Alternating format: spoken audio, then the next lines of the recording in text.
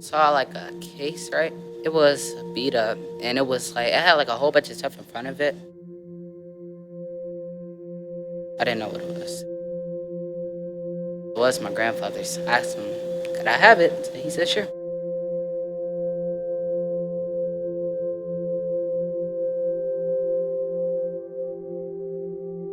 I'm Howard Farniak. I'm a person who lives day to day for the most part. I've made six figures before in my life. Things, nice house and a pool and the American dream type of thing. That kind of fell apart. I'm Molly Fisher and I own YOLO Suites downtown. I signed the lease. I was thinking we have less than a week to get this done. We needed to be there and not be here. I've been told it's unreasonable and it's not going to happen.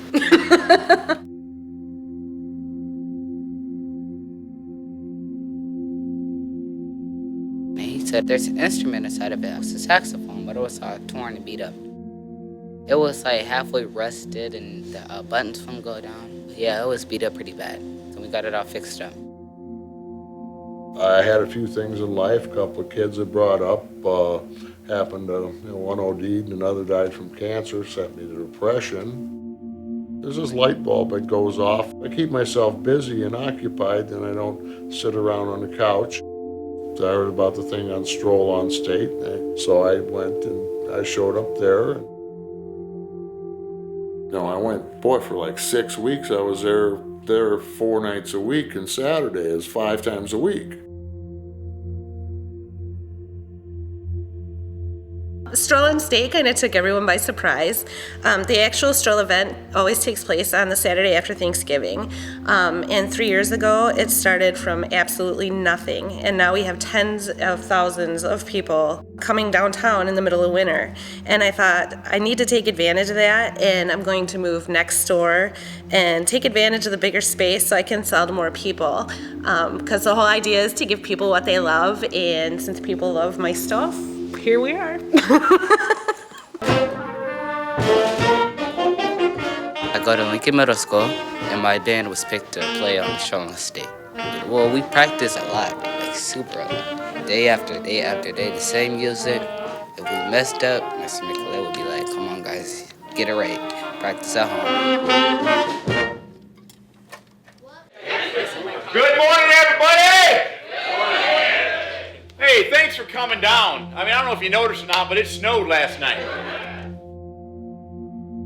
This is the week of their birthdays and death anniversaries and stuff. I still have a heart. It didn't harden my heart if I think about the kids. After 5, 6 years, the tears don't come, hopefully. But, it's just one day at a time. The setup was 2 days. To set everything out. There's 100 Christmas trees built. I probably had my hand on 40, 50 of them. Yeah, probably more of them because a lot of them need repair. Well, last night I was practicing. I forgot to take that neck strap off. So then I set it down in the case. I closed it. So then I come here, and right when I pressed the G note, it didn't feel right. I looked at it, and it wasn't going down. It only went down halfway. I was like, what the? I was like, please don't be bad. Please don't be bad. If I didn't have a saxophone, I wouldn't be on stage. I wouldn't be able to go.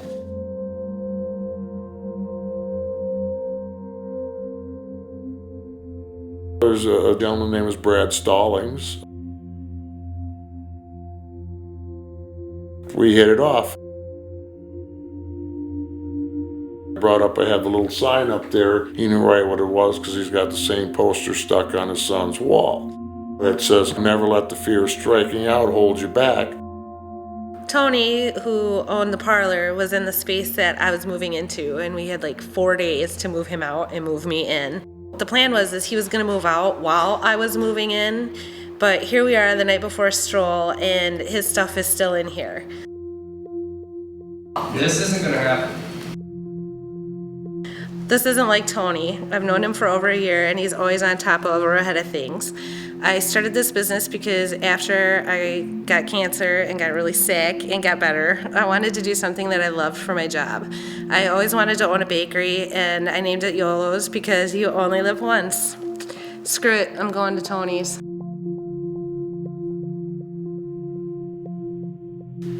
Charged in the door there expecting to have a full attitude from Tony because he's stressed out too. I got oh man, my friends bailed. He started to move stuff right away. Travis ended up helping him move the rest. Actually, the harder work started once everything got moved. Thank God Troy and Glennie and the insane posse showed up. I had 6 people here that I didn't have to call. They just showed up. That's friendship there, seriously.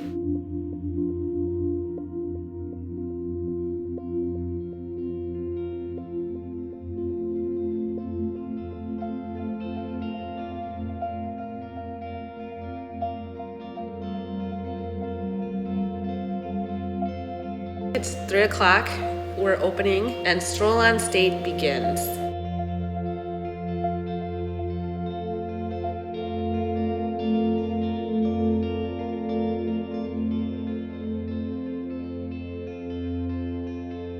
I didn't think I was going to make it, but I got my saxophone fixed. And the experience just to be there and play is amazing. Doc and Jerry at Cortman's, really, we've been following their lead downtown. They've been the consistent heartbeat of downtown for decades. When we opened here in 1986, I was living in New York City. We always got, why didn't you guys open this in Chicago? And it's like the affordability of doing it in Chicago or New York, it makes it, almost prohibitive. Here, all you have to have is creativity and imagination and vision. In Rockford, it actually goes a long way. It's a lot more possible here than it is in other places. Cities reflect about how people feel about themselves because they create an environment around them that makes it fun and exciting to live somewhere.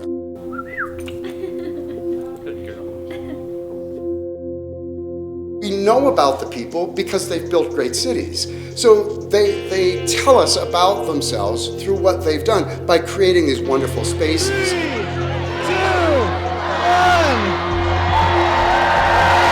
People who come to downtown Rockford are people who are looking for something interesting, something different, not the same old cookie cutter.